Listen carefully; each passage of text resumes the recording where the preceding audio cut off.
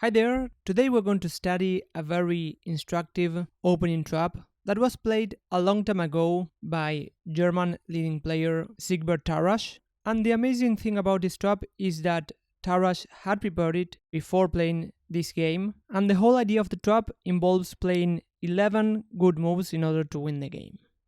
But in any case, here we're going to focus on the tactical ideas behind the trap, not just memorizing moves, but trying to understand what tactical ideas Tarrasch is using in this trap.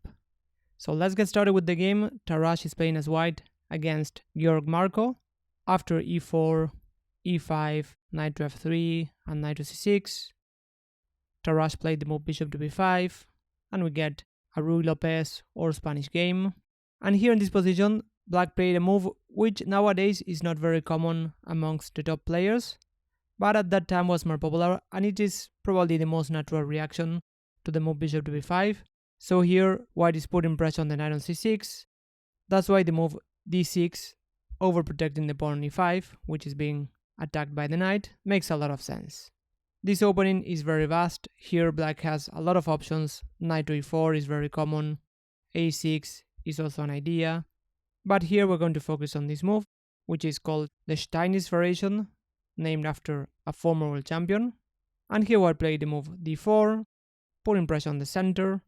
And in this position, black's idea was to play bishop to d7, trying to hold the center.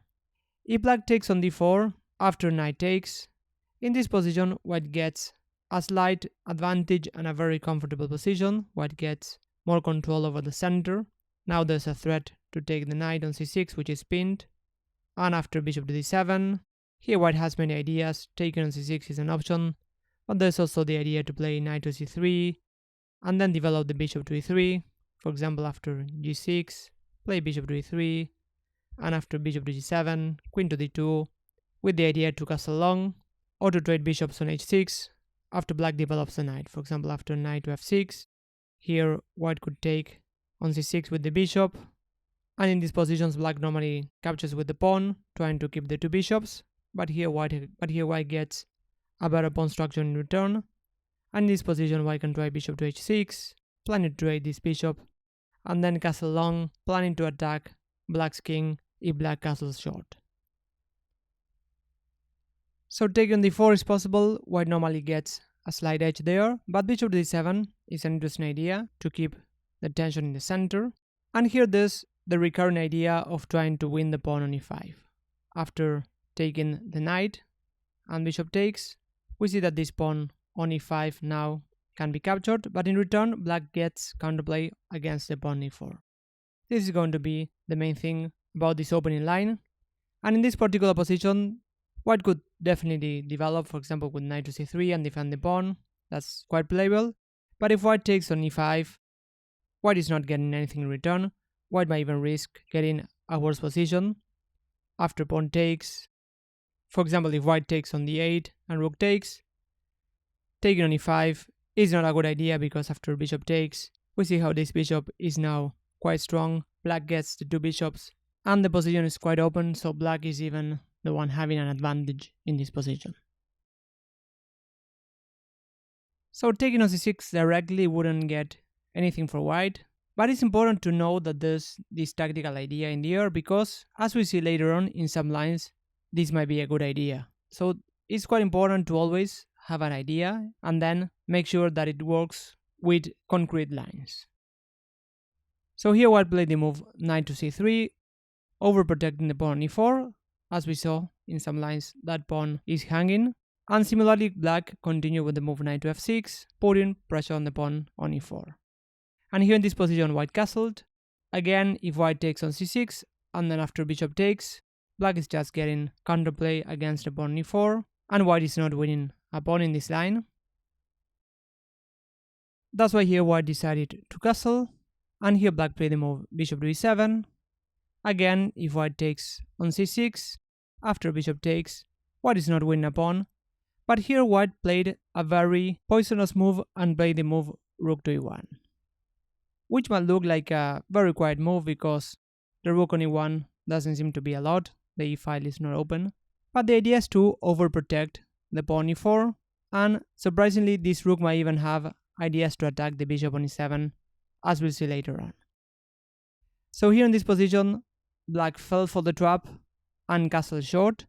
The line that we see is actually quite long, but in any case I just want to mention that in this position it is now time for black to take on d4, and after knight takes, play this position, which is actually fairly playable, maybe a bit more comfortable for white, but it is still quite playable. Here black can castle in this position, and here we have a game. Here white normally takes with the bishop on c6, and black captures with the pawn in order to keep the two bishops, and after queen to f3, here black gets the two bishops that are not very active so far, but white gets a better pawn structure because black's pawns can be attacked more easily, and this knight might jump to f5, so we have quite a balanced position.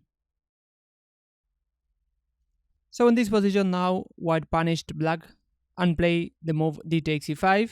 By the way, in these positions playing d5 might be playable, but black can retreat with the knight, and in these positions white normally gets a slight advantage, but black will try to get counterplay with the move f5 after moving the knight.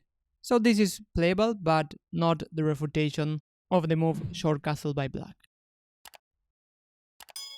So here after castling, white played the move bishop takes e6, and after bishop takes, now white captured on e5, and after pawn takes, it seems that white can simply now take on e5 because the pawn e4 is very well defended, but as we'll see, the line is much more complicated than that.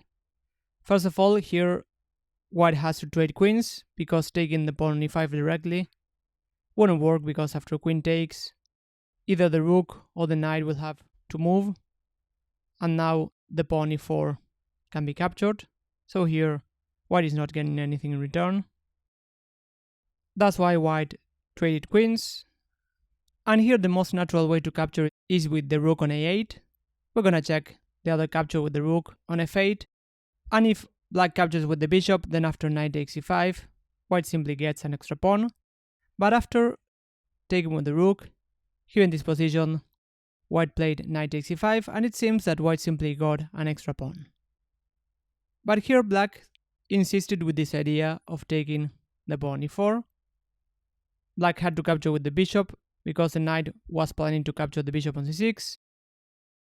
And here after knight takes e4 and knight takes e4, black's idea was that after taking the knight, black would simply deliver a back rank checkmate with rook to d1.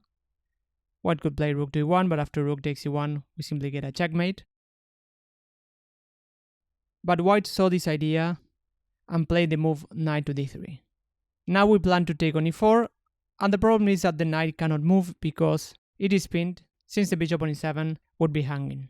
After the knight moves, white would simply capture the bishop on e7. That's why here black tried the move f5, but here white played the move f3, insisting with this idea of attacking the knight, but black still found a way to keep the game going with the move bishop to c5. If black plays bishop to h4, after g3, we get the bishop and the knight attacked.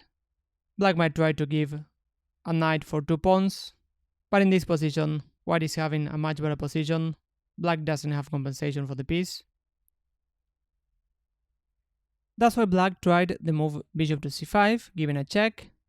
And here in this position, black has a lot of tactical ideas.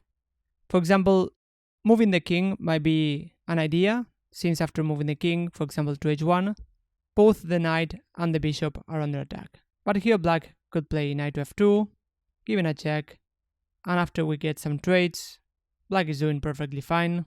In this particular position, black is even having slightly better development, so this is not a good option for white. Or after king to f1, now we see the idea of the rook on f8, which is that the bishop can retreat, for example to b6, and if we take the knight after pawn takes, now we see that black is capturing on e4 with a check, and this knight on d3 is being attacked. Black here might try knight to f4, but here after e3 or g5, for example after e3, now we get again the idea to capture on f4. If white tries to defend the knight after g5, now the knight on f4 is pinned, and black is getting the piece back. So we see in this line how taking with the rook on a8 makes more sense, because now the rook on f8 has this tactical idea. So in this position where white traded queens, here if black takes with the rook on f8, after knight takes, now white gets an extra pawn, and this idea of taking on e4 also doesn't work, because we get a very similar idea, knight to d3, and after f5 and f3, after bishop to c5, now in this particular position, after king to f1, now black is losing material, since after the knight moves, for example to f6, this bishop on c5 is hanging, and if black plays a similar idea, for example bishop to b6, after we take on e4, now black doesn't get this idea of taking on e4 and giving a check with the rook on f8. So as we see in these lines, there are a lot of tactical ideas involved, but tactical ideas normally come down to very few that we can implement in most of our games. And I have a video about it that you might want to check after watching this video, where I discuss the most common tactical ideas in chess. So in any case, let's go back to the main line after queen takes d8 and rook 8 takes d8, knight takes e5, bishop takes e4 is an interesting try, and after knight takes and knight takes, knight to d3, pinning the knight on e4, and after f5 and f3, bishop to c5 was played. So here in this position, moving the king doesn't achieve anything for white, because the rook on f8, as we saw, is quite useful. But amazingly, this position had still been studied by Tarrasch, and here he played the move knight takes e5. And after knight takes e5, it seems that we are just exchanging pieces, and white doesn't seem to get anything particular in return. For example, after rook to e7, here black has many options. Black might even play rook to d1, giving a check and pinning the bishop on c1, or even the simple rook to f7 is quite okay for black. But the idea that was extremely hard to see in advance was to go bishop to g5. As we see, white is playing a lot of forcing moves, which is normally the best way to play when you want to find tactical ideas. White is attacking in pretty much every move. After bishop to g5, we are attacking the rook on d8, and the idea is that white wants to play bishop to e7 after the rook on d8 moves. That's why here black played the correct rook to d5, anticipating this idea, but white still played the move bishop to e7, and we see that we get this double attack against the rook and the knight. That's why here black played rook to e8, and the final touch was to play the move c4 here, and the rook on d5 doesn't have any squares to go to keep on protecting the knight on c5. Since e5 is covered by the rook, here in this position black actually resigned. The point is, after a move like rook to d7, white would simply capture the knight and get an extra piece. Or if black tries rook takes e7, here white could simply capture any of the rooks. For example, after rook takes e7, we get this position on which white gets an extra exchange, and in this particular position the rook is way more powerful than the knight, so this is normally going to be quite an easy win for white. So this is quite a long trap after the move rook to e1.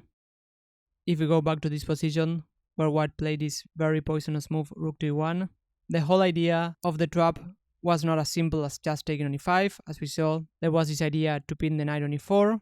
So after black castled, which is the bad move, bishop takes and bishop takes, pawn takes, white traded queens, and after rook a to d1, we see that there were a lot of ideas like a background checkmate after knight takes e5, bishop takes e4, knight takes and knight takes. Taking on e4 was not a good idea because of rook to d1, but after knight to d3, there's this idea of the pin against the knight on e4. So we see that there were many ideas in this very long line. The main point is not to memorize all these lines, but just try to find the tactical ideas that are used in this sequence of moves, and to double check on every move whether capturing a pawn is a good idea or not, because as we saw, this idea of capturing the pawn on e5 was not particularly good in most lines, but after rook to e1 it was even a winning idea for white. So I hope that you enjoyed the video. Please give it a thumbs up and subscribe to my channel to be notified about future videos. That's it for now. Thanks for watching, and I'll see you on the next video.